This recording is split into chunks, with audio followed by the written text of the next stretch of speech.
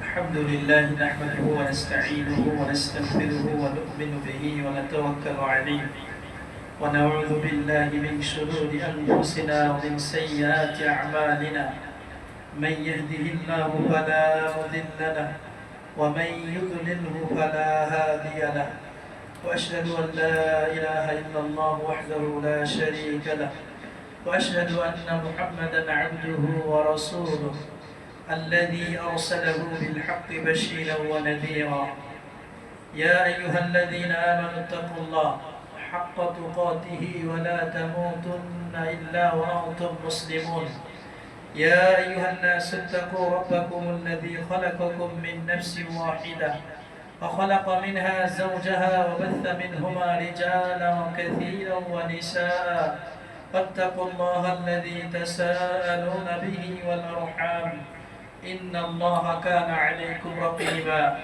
يا أيها الذين آمنوا اتقوا الله وقولوا قولا سديدا يصلح لكم أعمالكم ويغفر لكم ذنوبكم ومن يطع الله ورسوله فقد فاز فوزا عظيما أما بعد فإن خير الحديث كتاب الله وخير الهدي هدي محمد صلى الله عليه وسلم وشر الأمور محدثاتها فإن كل محدثة بدعة وكل بدعة ضلالة وكل ضلالة في النار فقد قال الله تبارك وتعالى في كلامه المجيد وفرقانه الحميد أعوذ بالله من الشيطان الرجيم بسم الله الرحمن الرحيم كنتم خير أمة أخرجت للناس تأمرون بالمعروف وتنهون عن المنكر وتؤمنون بالله الآية وقال تبارك وتعالى ولتكن منكم أمة يدعون إلى الخير ويأمرون بالمعروف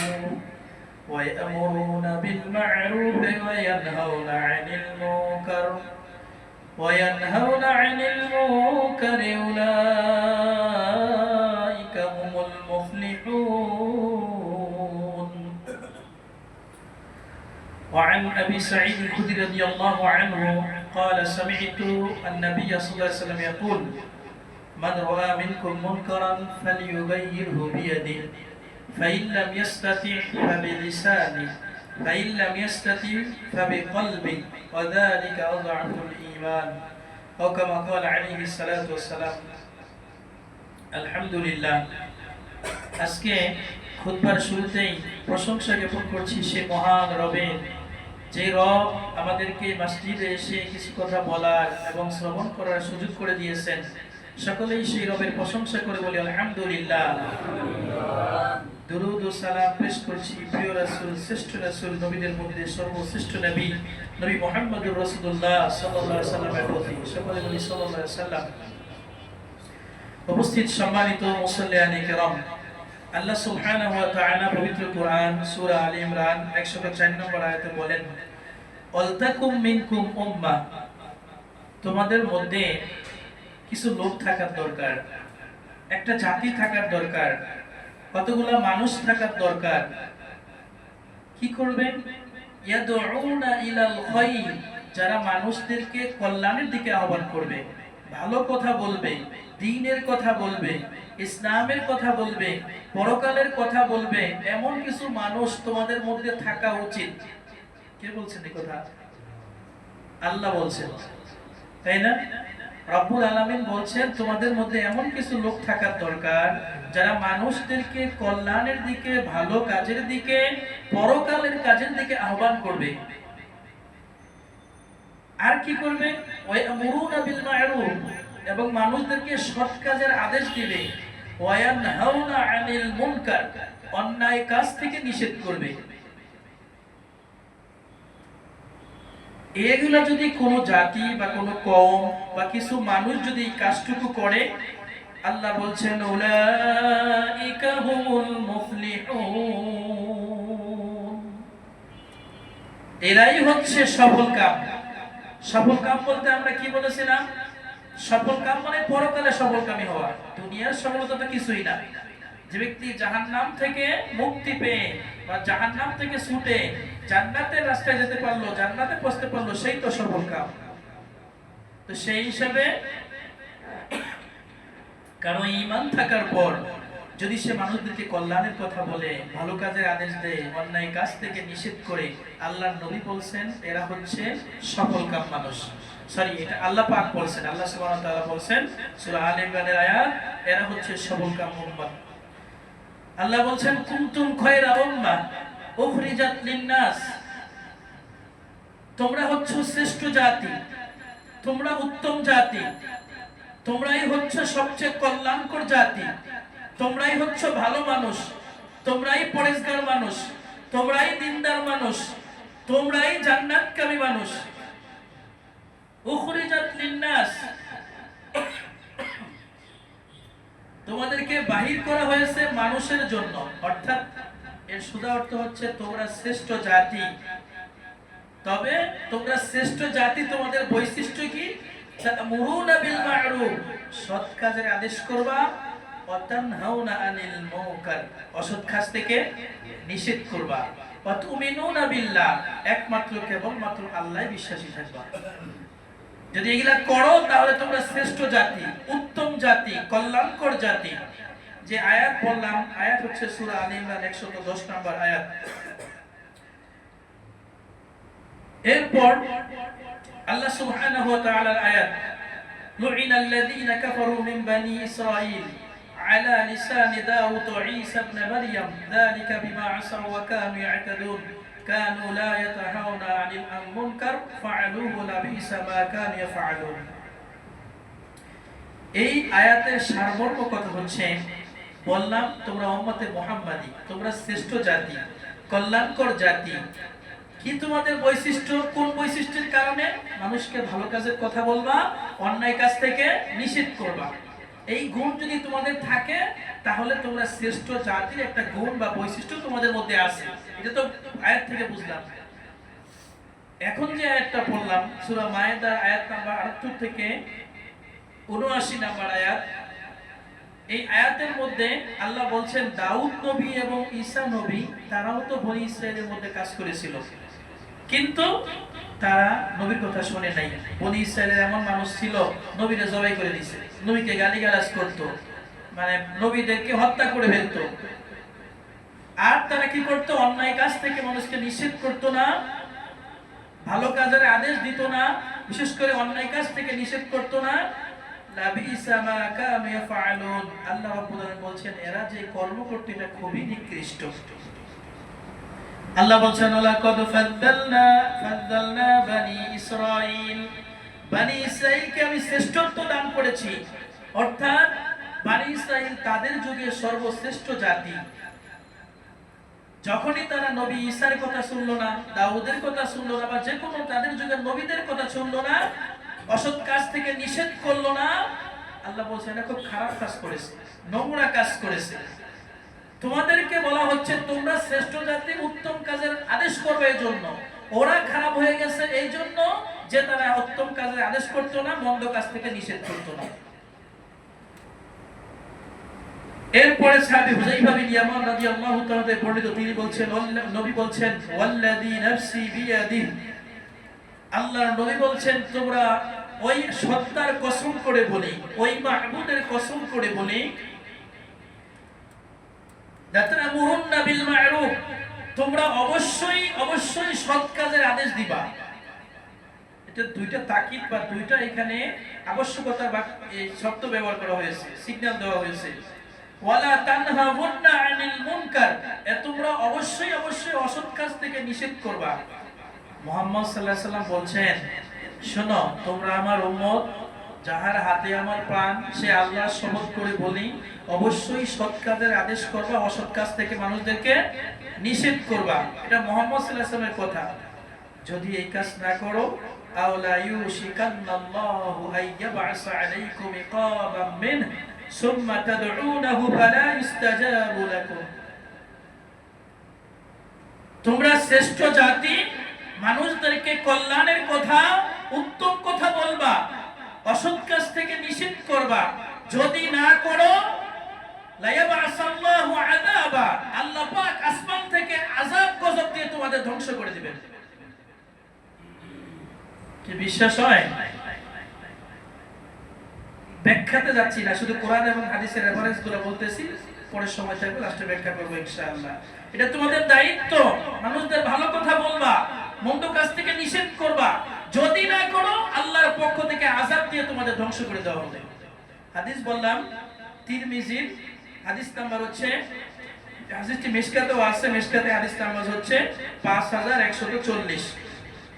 আল্লাহ বলছেন খুযিল আফওয়া ওয়া'মুর বিল মা'রুফ ওয়া'রিজ আনিল জাহিলিন।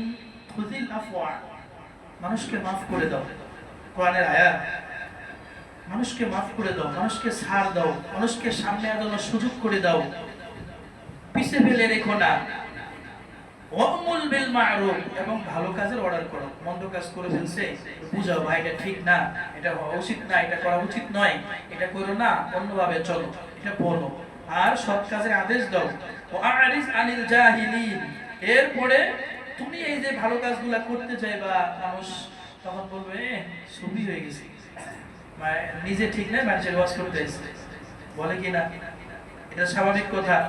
আল্লাহ পাক বলছেন তুমি যখন মানুষকে ভালো কাজের কথা বলবা, তখন তোমার অতীত নিয়ে তোমার ধাক্কা দিব। তোরে চিনি না, তোরে জানি না, তুই এই কাম করছস, এই করছস, বলবে কি না? আল্লাহ তখন বলছে ওয়ারিস আনিল জাহিলিন, ভালো কাজ করলে তোমারে কেউ বাধা দিবে, টিটকারি করবে, তুমি কিন্তু জাহেল মূর্খদের থেকে দূরে থেকো, ওদের আশেপাশে যাইও না। এরা এরা তোমার ভালো কাজ ওরা নিজেরাও করবে না, তোমাকেও করতে দিবে না। এজন্য তোমার দুষ্কৃতি আছে, তুমি চুপ থাকো, ভালো কাজ করে যাও। এরপর আল্লাহ বলছেন আল মুমিনুনা ওয়াল মুমিনাত বা'দুহুম আউলিয়াউ বা'দ ইয়ামুরুনা বিল মা'রুফ ওয়া ইয়ানহাউনা 'আনিল মুনকার ওয়া ইউকিমুনাস সালাতা ওয়া ইউতুনাজ যাকাতা ওয়া ইউতি'উনা আল্লাহা ওয়া রাসূলাহু উলাইকা সায়ারহামুহুমুল্লাহ ইন্নাল্লাহা আজিজুন হাকীম। আল্লাহ বলছেন মুমিন মুমিনাত একজন আরেকজনের বন্ধু। এক মুমিন আরেক মুমিনের কি বন্ধু, এক মুমিন আরেক মুমিনের ভাই। আজকে ইমাম ইবনে তাইমিয়াকে কোনোদিন দেখি নাই, দেখি নাই কোনোদিন ইমাম বুখারীকে, দেখি নাই কোনোদিন ইমাম মুসলিমকে, কিন্তু আজকে তাদের অবদানের কথা শুনলে, তাদের ইসলামের প্রতি ত্যাগের কথা শুনলে আমাদের মনে একটু ভালোবাসা জাগে, ঈমানি মহব্বত জাগে। আমরা রাসূলকে দেখি নাই, আবু বকরকে দেখি নাই, ওমরকে দেখি নাই, ওসমানকে দেখি নাই, আলীকে দেখি নাই, রাদিয়াল্লাহু আনহুম কাউকে দেখি নাই, কিন্তু তাদের কথা শুনলে, কোরআনের কথা শুনলে, হাদিসের কথা শুনলে তাদের প্রতি আমাদের টান তৈরি হয়, এমনকি আমাদের বাবা মার চাইতে বেশি টান তৈরি হয় কি না?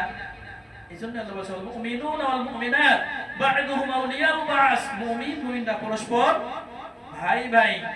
এরপরে মুমিনের বৈশিষ্ট্য হচ্ছে ইয়ামুরুনা বিল মা'রুফ, এই ভাই ভাই যারা থাকবে তারা একজন আরেকজনকে সৎ কাজের আদেশ করবে। ওয়া ইয়ানহাউনা আনিল মুনকার, অসৎ কাজ থেকে নিষেধ করবে। ওয়া ইউকিমুনাস সালাতা, এরা নামাজ কায়েম করবে। ওয়া ইউতুনাজ যাকাতা, এবং তারা যাকাত দিবে। ওয়া ইউতিউনা আল্লাহ ওয়া রাসূলা, আল্লাহ এবং রাসূলের অনুসরণ করবে। এগুলা হলো মুমিনের বৈশিষ্ট্য। এগুলা যদি করে উলাইকা সায়ারহামুহুমুল্লাহ ইন্নাল্লাহা আজিজুন হাকীম, আল্লাহ পাক তাদের প্রতি দয়া করবেন, রহমত করবেন। এক মুমিন অন্য মুমিনের কল্যাণকামী হবে, এক মুমিন আরেক মুমিনকে ভালো কথা বলবে। তাহলে ভালো কথা বলা, অন্যায় থেকে নিষেধ করা, এটা হচ্ছে মুমিনের বৈশিষ্ট্য। এটা আপনার বৈশিষ্ট্য থাকা লাগবে। আমার একটা ভুল হয়ে গেছে, আমি সংশোধন হই, আরেক মুমিন ভুল হয়েছে, ওই বলে দিয়ে ভাই ঠিক না, এমনি না এমনি করেন, কিন্তু আমরা করি না। কেন করি না? মানে আরো উঠায় দেয়, দোষ একটা পাইছে আরো ছড়াইয়া দিয়ে আরো ভাইরাস তৈরি করে দেয়। এটা মুমিনের বৈশিষ্ট্য না। আল্লাহ বলছেন আত-তাইবুন আল-আবিদুন আল-হামিদুন আস-সাইহুন আর-রাকিউন আস-সাজিদুন আল-আমিরুনা বিল মা'রুফ ওয়ান-নাহুনা আনিল মুনকার ওয়াল-হাফিজুনা লিহুদুদিল্লাহ ওয়া বাশশিরিল মুমিনিন। সূরা তাওবা।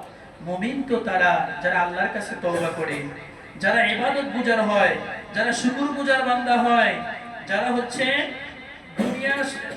দুনিয়ার সম্পর্ক ছেদকারী হয়, যারা আল্লাহর জন্য রুকু করে, আল্লাহর জন্য সিজদা করে, সৎ কাজের আদেশ করে, অসৎ কাজ থেকে নিষেধ করে, আল্লাহর সীমারেখার হেফাজত করে, এরা তো সত্যিকারের মুমিন। অর্থাৎ সৎ কাজের আদেশ করা, এই আয়াতে বলা হচ্ছে মুমিনের বৈশিষ্ট্য সৎ কাজের আদেশ করা, অসৎ কাজ থেকে নিষেধ করা। এগুলা যদি বলে এরা সত্যিকার মুমিন। আল্লাহ বলছেন অবাশশিরিল মুমিনিন, মুমিনদেরকে তোমরা শুভ সংবাদ দিয়ে দাও। এরপর নবী করিম সাল্লাল্লাহু আলাইহি সাল্লামের হাদিস, আবু সাঈদ খুদরি রাদিয়াল্লাহু তাআলা আনহু বলেন, ডানে বামে ব্যাখ্যা করতে পারছি না, শুধু কোরআন এবং হাদিসের ইবাদতগুলো বলতেছি, অর্থ বলতেছি। পরে সময় থাকলে ইনশাআল্লাহ কিছু ব্যাখ্যা করার চেষ্টা করব। আবু সাঈদ খুদরি রাদিয়াল্লাহু তাআলা আনহু বলেন, নবী মুহাম্মদ সাল্লাল্লাহু আলাইহি সাল্লামকে বলতে শুনেছি, মান রাআ মিনকুম মুনকারান ফালিয়ুগাইয়িরহু বিয়াদিহি। নবী মুহাম্মদ বলেছেন, তোমাদের মধ্যে যদি কেউ অন্যায় কাজ দেখে, ভুল কাজ দেখে, কেউ শরীয়ত পরিপন্থী, শরীয়তের বাইরে কোনো কাজ করতেছে, ফালিয়ুগাইয়িরহু বিয়াদিহি, তার হাতে যদি ক্ষমতা থাকে, সে যদি প্রশাসনিক লোক হয়, সে যদি আর্মির লোক হয়, সে যদি পুলিশের লোক হয়, সে যদি নেতৃস্থানীয় লোক হয়, ফালিয়ুগাইয়িরহু বিয়াদিহি, তার হাতে যে অস্ত্র আছে, তার হাতে যে সরঞ্জাম আছে, সেগুলা দিয়ে বাধা দিবে, তার সাথে লড়াই করবে। এই অন্যায় কাজ করা যাবে না, এই নোংরা কাজ করা যাবে না, এটা শরীয়ত পরিপন্থী কাজ। যদি তার ক্ষমতা না থাকে, যদি তার শক্তি না থাকে, আল্লাহর নবী বলছেন ফাইল্লাম ইয়াস্তাতি ফাবিলিসানিহি, যদি জবান দিয়ে সে হাত দিয়ে প্রতিহত না করতে পারে, ক্ষমতা আমার কাছে নাই, আমি কেমনে করব? আমি নিজেই তো নিজের হেফাজতের দায়িত্ব নিতে পারি না, আমি কেমনে আরেকজনের উপর ক্ষমতা প্রয়োগ করব? আল্লাহর নবী বলেন, এটা যদি তুমি না পারো, ফালিহাইল্লাম ইয়াস্তাতি ফাবিলিসানিহি, তাহলে তুমি তোমার জবান দিয়ে বাধা দিবা। তুমি বলবা ভাই এটা ঠিক না, ওয়াজ করবা, নসিহত করবা, পরকালে একদিন যেতে হবে, আমাদের মরতে হবে, এই কাজ করা উচিত নয়, এইভাবে নসিহত করবা।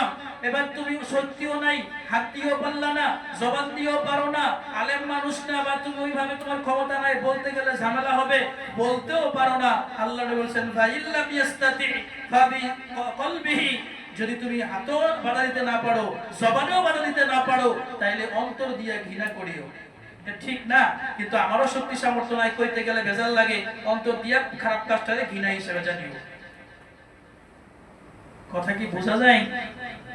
আর এই যে অন্তর দিয়ে ঘৃণা করতেছি, ওয়াযালিকা আযাবুল ঈমান, এটা ঈমানের সর্বনিম্ন স্তর।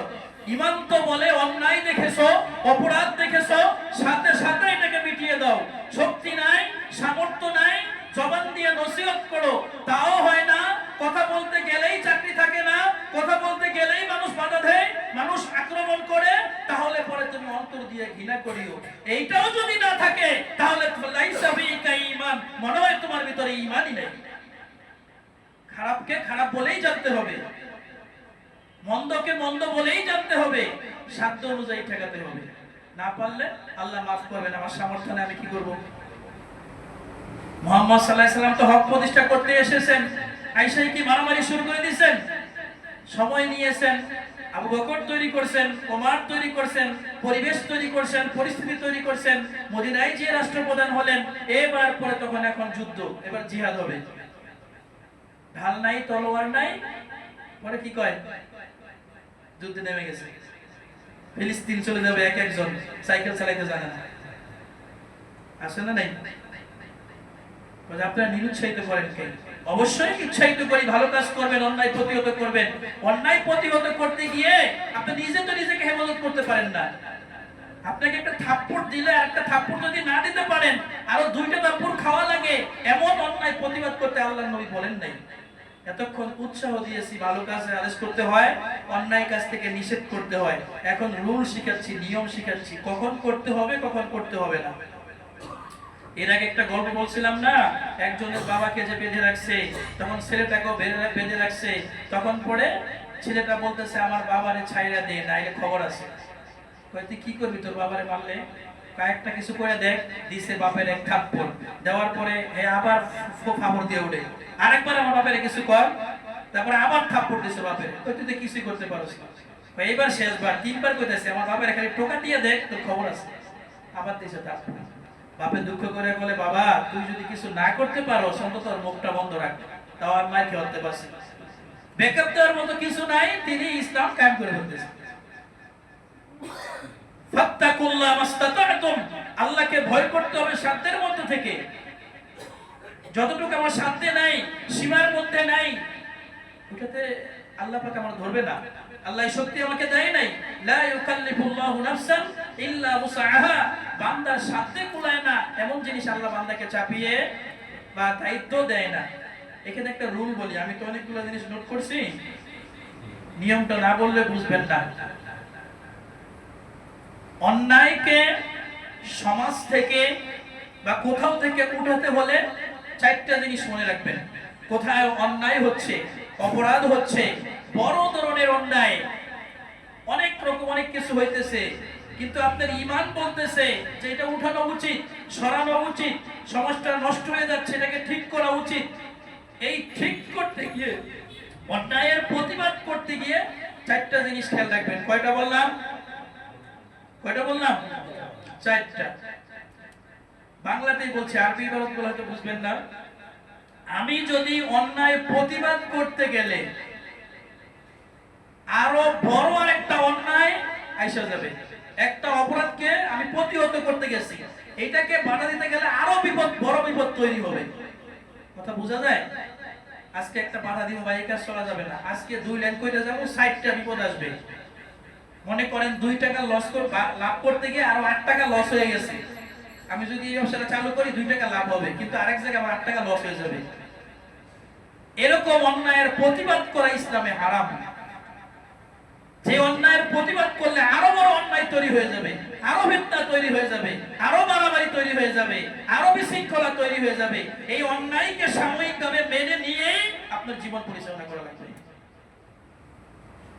সংসার করতেছেন, বউয়ার করে কথা কয়, পোলা হইছে, মাইয়া হইছে, সামাজিক স্ট্যাটাস আছে, কত কিছু ব্যাপার আছে। হ্যাঁ, এখন বুড়াও হয়ে গেছেন, কিন্তু বউ বড় কে করে ফেলছে। না কেউ কোয়া যায়, না কিছু কোয়া যায়। ঈমান বলতেছে বউ তালাক দে, কিন্তু পোলাপানের ভবিষ্যৎ চিন্তা ভাবনা করে যা যা করছস মাফ করে দিলাম, সামনে আর করিস না। কথা কি বোঝা যায়? আমি কি বুঝাইতে পারতেছি? বুঝার জন্য বলতেছি। অন্যায়ের প্রতিবাদ করতে যদি বড় শৃঙ্খলা তৈরি হয়ে যায়, এমন অন্যায়ের প্রতিবাদ করা হারাম এবং কবিরা গুনাহ। এখন আমি যদি ওই ডায়লগটা শুরু করে, কি জানি, গ্যাস দে, বিদ্যুৎ দে, নইলে গদি ছাইরা দে, এটা তো রাজনৈতিক ডায়লগ, তাই না? এইগুলোর অধিকার আমার নাই। মানুষ বলতেছে না কত কিছু ফেসবুকে, যেখানে আমার ক্ষমতা নাই, শক্তি নাই, আমি মিসকিন, আমার শক্তি সামর্থ্য নাই, দমে থাকাই ভালো। কথা কি বোঝা গেছে? বুঝাতে পারছি? যে অন্যায়ের প্রতিবাদ করতে গেলে আজকে নামাজ পড়তে পারতেছি, নামাজ পড়তে পারতেছি, এক কথা কথা এমন হলো, এমন একটা কথা বলে দিলাম, ফতুয়া একটা দিয়ে দিলাম, তারপরে কি হলো, উল্টা তখন আমার উপর আর বিপদ এসে পড়লো। ইসলাম এমন প্রতিবাদ করতে হারাম করেছে। যাই হোক, এটা একটা ইসলামিক রুল, এটা কঠিন হয়ে যাবে আপনাদের বোঝা। যারা ইসলামিক এগুলো চর্চা করে তারা বুঝতে পারবে যে অন্যায়ের প্রতিবাদ করতে গেলে আরো বিপদ আসবে, এই অন্যায়ের প্রতিবাদ করা যাবে না। আপনি বৃদ্ধ মানুষ, বই বিছানায় পড়ে আছেন, ছেলে মেয়েরা জোর করে এসে টিপসই নিয়ে নিছে, আপনার আপনার কি? আপনার হচ্ছে এখন আমার সুস্থ মতো থাইকা দুনিয়াতে বিদায় নিতে হবে। এখন যদি আমি আমার আমার ভাইরে বা আমার কেউ কইতে যাই, ছেলে মেয়ে আমার বালিশটা বলে মেরে ফেলে, কি করতে হবে? আমার মরার পর ছেলে মেয়ে খাইবো, যা করছস করছস, আমি দুনিয়া যে কয়দিন আছি ভালো থেকে বাইসা থেকে যাই, আমি তো মরেই গেছি, আমার তো করে বলছি। এটা বুঝার জন্য উদাহরণস্বরূপ বলতেছি। ফিতনা যদি বড় হয়ে যায়, তাহলে এমন অন্যায়ের প্রতিবাদ করা হারাম বললাম, কবিরা গুনাহ। আরেকটা হচ্ছে, আমি যদি একটা অন্যায়কে প্রতিবাদ করতে চাই, তাহলে পরে আরেকটা ছোট অন্যায় মেনে নিতে হবে। একটা অন্যায় করতে গেলে আরেকটা অন্যায় মেনে নিতে হবে, তাছাড়া হইতেছে না। সমাজ থেকে একটা কিছু উঠাইতে যাই, এটা করতে গেলে তো আরেকটা বাধ্যতামূলক হয়ে যায়, তখন কি করব? তখন যদি ছোট একটা অন্যায়কে মেনে নিয়ে বড় আরেকটা অন্যায় উঠে যায় সমাজ থেকে, এটা জায়েজ আছে। যদি আমি আজকে একটা ছোট অন্যায় মেনে নিতে গিয়া বড়টা উঠে যেতেছে, তাহলে ছোটটা থাক, বড়টা উঠে যাক, এটা ইসলামে জায়েজ। কথা কি বুঝতেছেন? সময় তো শেষ করতে পারবে। যে এক লোক, একটা গল্পের মতো, কোন কিতাবে পড়ছি খেয়াল নাই, বা এমনি হয়তো শুনছি, একটা লোককে বলা আছে, 3টা প্রস্তাব দেওয়া আছে যে তুমি হয় মদ খাইবা, না হলে একটা ছোট বাচ্চা সাথে হত্যা করে দিতে হবে, না হলে একটা মেয়ের সাথে অন্যায় কাজ করতে হবে। এই তিনটা অপশনের একটা বেছে নিতে হবে, না হলে তোমাকে মেরে ফেলা হবে। বুঝছেন তো? একটা লোককে অপরাধটা করা হলো, তিনটা অপরাধের একটা ঘটাইতেই হবে, না হলে ওকে মেরে ফেলা হবে। বলেন তো এর জন্য সহজ কোনটা? তিনটাই অপরাধ, সহজ কোনটা হয়? মদ খাওয়া, তাই না? আমি যদি বলি মদ খাওয়াটাই হচ্ছে বেশি সমস্যা, কারণ মদ খাইলে, যখন মদ খাবে নিশা হয়ে যাবে, মাথার তাল তো ঠিক থাকবে না, তখন ওটা রজবাই করে ফেলবে, ওই মেয়ের সাথে উল্টা পাল্টা করে ফেলবে। স্বাভাবিকভাবে বিবেক বলতেছে মদ খাওয়া, তাই না? আর মানুষ হত্যা করলে তো অর্থ জানে নিয়ে নিল, কিন্তু যদিও স্বাভাবিকভাবে বিবেক বলতেছে মদ খাওয়া, কিন্তু এখানে সবচেয়ে ছোট হচ্ছে ওই মেয়ের সাথে খারাপ কাজ করাটা। মেয়ের সাথে খারাপ কাজ করে চলে গেল, মাইরা ফেললে তো মাইরা ফেলছেই, আর মদ খাইলে তো আর বিবেক নষ্ট হয়ে যাবে। সে তো বিবেক নষ্ট হয়ে তখন তো পরে মেয়ের সাথে উল্টাপাল্টা করবে, আর ওটাও মেরে ফেলবে। আল্লাহু আ'লাম, আল্লাহ ভালো জানেন। আমি উদাহরণ দিচ্ছি এই জন্য বোঝার জন্য। এই অবস্থায় পরিস্থিতি কখনো এরকম তৈরি হয়ে যায়, এরকম হয় না, একটা না একটা মানতেই হবে। যদি কখনো পরিস্থিতি এরকম তৈরি হয়, ছোট বিপদটা মানে নিতে হবে বড় বিপদটা উঠানোর জন্য। কথা কি বোঝা গেছে? এখন আপনার বউও দোষী, মাও দোষী, করবেনটা কি? দোষ একজন হলে কম না, মা আর বউ ঝগড়া লাগছে, আপনি হলেন বিচারক, কি করবেন? মাকেও তো বাদ দিতে পারবেন না, আবার বউও তো ছাড়তে পারতেছেন না, এতদিন সংসার করছেন, দুইজন টিকে রাখা লাগবে। এখন যেটা তুলনামূলক, যেটা করলে কম ইয়ে হয়, ওটা মাইনা নেন। হুদাই বাবা মায়ের সামনে বউর একটা জারি দেন, জারি জুড়ি দিয়া মারা বুঝান যে শাসন করছে, ঘরে গিয়ে বউর বলো চুমা দেন, কেমন করো না, কি করবো, বেশ একটা লাগছে। কথা কি বোঝা গেছে? শুনতে খারাপ লাগে? আমি একটা সমাধানের কথা বলতে, শরীয়তের বিষয়গুলো বোঝানোর জন্য এরকম বলতেছি। তো এটা হলো কথা আর কি। এখন যদি বউরে ধমক না দেই, তখন বউরা এতদিন ভালোই আছিল, বউর কথা শুই না, এখন আলা ইয়ে হয় না। বউরে ঘরে গিয়ে কর, তুমি কিছু মনে করো না, মার তো বুড়া মানুষ বুঝে না, এখন তোমার ধমক না দিয়ে তো ঘটনার সমাধান হয় না। প্রয়োজনে এখন শাড়ি একটা কিনে দেন 10,000 টাকা দেন, ঘটনা তো সমাধান করা লাগবে। আমার কথাগুলো কি বুঝতেছেন? এগুলা তো মানে ছাত্রদের জন্য সহজ, এগুলো রুল ইসলামের, যে যদি বড় ফিতনা দূর করতে গিয়ে ছোট কিছু ফিতনা মেনে নিতে হয়, ওটা মেনে নেন। আপনি কিন্তু অন্যায় ভাবে এখানে বউর গায়ে হাত তুলছেন, বউর দোষ হয়েছে, কিন্তু হুদাই মায়ের সন্তুষ্ট করার জন্য বউ একটা থাপ্পড় দিচ্ছেন, এটা অন্যায় করছেন। কেন? সংসারে ভেজাল লাগবে, আরো বড় ফিতনা তৈরি হবে, বউ একটা থাপ্পড় দিয়ে সমাধান করে দেবে। কথা কি আমার বুঝেন না কঠিন লাগে? এটা হলো ইসলামের রুল। 5 মিনিট বেশি হয়ে গেছে, আমি আর দুইটা বলে শেষ করে দিতেছি। আরেকটা হলো, একটা অন্যায় যদি সমাজ থেকে প্রতিবাদ করতে যাই, উঠাইতে যাই, আরেকটা অন্যায় মেনে নিতে হবে। একটা উঠাইতে গেলে আরেকটা মেনে নিতে হবে। আমি মনে করি সমাজ থেকে মদ গাঁজা এগুলো উঠাইতে যাইতেছে, এখন আমার তো ক্ষমতা নেই, এমপি মন্ত্রী বা এলাকার দায়িত্বশীলকে বললাম এই সমাজের মানুষ যদি মাদকের আসক্ত না হয়, আপনি একটা ব্যবস্থা নেন, বুঝার জন্য বলতেছি। তো উনি যিনি দায়িত্বশীল, উনি বলতেছে অসুবিধা নাই, এটা আমি সমাজ থেকে উঠাই দিব, আমারে 1 লাখ টাকা দেবো। মাদক উঠাইতে গিয়ে ঘুষ হয়ে পড়ছে। কথা বুঝেন? দুইটাই অন্যায়। সমাজ থেকে মাদক উঠাইতে যায়, উনি টাকা ছাড়া দিবে না, আমি সব উঠাই দিব, সব পুলিশ লাগাই দিব, আমার 2-5 লাখ টাকা দাও, সব করে দেবো। তাহলে মাদক উঠাইতে গিয়ে কি ঘুষ হয়ে পড়লো। এমন যদি ব্যাপার হয়, একটা অন্যায়কে উঠাইতে গেলে আরেকটা অন্যায়কে মেনে নিতে হয়, এটা হলো আপনার বিবেকের উপর থাকবে, যেটা কি উঠাবো না, দুটাই সমান সমান, এটা উঠাবো না উঠাবো। মদ খাইলে যা, আবার দেখেছে অথবা দেখেছে একটু কমতাস, তাহলে তো উঠানো যাবে, কিন্তু সমান সমান অপরাধ যদি একটা করলে আরেকটা আইসা যায়, দুইটাই সমপর্যায়ের হয়, তাহলে কেউ বলছে যেমন আছে এমনই থাক, আর কেউ বলছে না এটা দিয়ে আর এটা মানে, এটা আপনার বিবেকের উপর শরীয়ত ছেড়ে দিচ্ছে। অবস্থার পরিপ্রেক্ষিতে আপনি আন্দাজ করবেন এটা করবো না করবো না। আরেকটা হচ্ছে যে আমি যদি অন্যায় প্রতিবাদ করতে যাই, কোনো ফিতনা ফাসাদ হবে না, মারামারি হবে না, কাটাকাটি হবে না, সবাই সহজে এটা মেনে নিবে, এরকম যদি হয়, তাহলে পরে এরকম অন্যায়ের প্রতিবাদ করা কি ওয়াজিব, ফরজ? এমন অন্যায়ের প্রতিবাদ করা ওয়াজিব বা ফরজ? আপনার ফ্যামিলিতে কিছু হইতেছে, ছেলে অন্যায় করতেছে, আপনি যদি প্রতিবাদ না করেন, আপনার সামর্থ্য থাকার পরেও আপনার সবই ঠিক আছে, তারপরে অন্যায় প্রতিবাদ করেন না, তাহলে আপনার হাসরের মাঠে খবর আছে। ওয়াজিব তরক করলে গুনাহ হয়। যাই হোক, অনেকগুলো পয়েন্ট করে নিয়ে আসছিলাম, কিন্তু সময় 5 মিনিট বেশি হয়ে গেল, আবার সামনের মাসে বলবো ইনশাআল্লাহ। আজকের খুতবার বিষয় ছিল একজন মুসলমানের উচিত সৎ কাজের আদেশ দেওয়া, অসৎ কাজ থেকে নিষেধ করা। এই যে আমরা জুমার খুতবা দেই বা এই যে আপনার মনে করেন ওয়াজ নসিহত হয়, তারপরে মনে করেন যে মানুষ কল্যাণকর ভালো কথা বলে, এগুলো যখন বন্ধ হয়ে যাবে তখন জাহিলিয়াতের যুগ এসে যাবে। কাজে এগুলো ওয়াজ টোয়াজ করে কি হয়, মানুষ তো চেঞ্জ হয় না। এই যে আপনি মসজিদে আসছেন, ইসলামিক ড্রেস পরছেন, একটু সাক্ষাৎ হচ্ছে, কথাবার্তা হইতেছে, এটা হলো ইসলামিক চর্চা। চেঞ্জ হবে মানুষ আস্তে আস্তে, কিন্তু এই চর্চা ধরে রাখতে হবে। আজ থেকে 100 বছর সব মসজিদ বন্ধ করে দেন, 100 বছর পরে পরবর্তী প্রজন্ম এসে দেখবে মসজিদ আবার কি, বুঝেই না মসজিদ কি। এই জন্য এই চর্চার জন্য এটা করতে হয়। যাই হোক, একজন মুমিন মুসলিমের অন্যতম বৈশিষ্ট্য হচ্ছে কি, সৎ কাজের আদেশ, অসৎ কাজ থেকে নিষেধ। যদিও আমাদের নিজেদের অনেক অপরাধ অন্যায় থাকে, তারপরেও উচিত আমাদের সৎ কাজে আদেশ করা। অনেকে বলে ভাই তুই নিজেই তো উল্টাপাল্টা করছ, তুই আবার কি আবার ওয়াজ করবি, এটা ভুল কথা। আমার ভুল থাকলেও আপনাকে বলতে, যদি মনে করেন যে একটা অন্যায় আমারই আছে, এটা যদি আমি আবার বলতে যাই, অন্য রকমের নিজের দোষে শেষ না, আরেকজনের নসিহত করতে এসে, এটা মানুষ বলবে না? বলুক, বলছে ভাই আমি আগে খারাপ ছিলাম, এখন ভালো হয়ে গেছি, আগে মদ গাঁজা খাইতাম বা সিগারেট খাইতাম, ছেড়ে দিছি, ওই জন্য কেউ বলতেছি তারা ভালো হয়ে যায়। মরতে তো হইব সবাই। এরপরে কেউ টিটকারি করলে আল্লাহ তাআলা দেখতেছে, মানুষ তো ভুল করে এই সবাই, কেউ তার ভুলের ঊর্ধ্বে না। আল্লাহ তাআলা বুঝার তৌফিক দান করেন। একজন মুমিন হিসাবে আমাদেরকে সৎ কাজে আদেশ করার তৌফিক দান করেন, অসৎ কাজ থেকে নিষেধ করার তৌফিক দান করেন। আল্লাহুম্মা আমিন ওয়া আখিরু দাওয়ানা আলহামদুলিল্লাহি রাব্বিল আলামিন।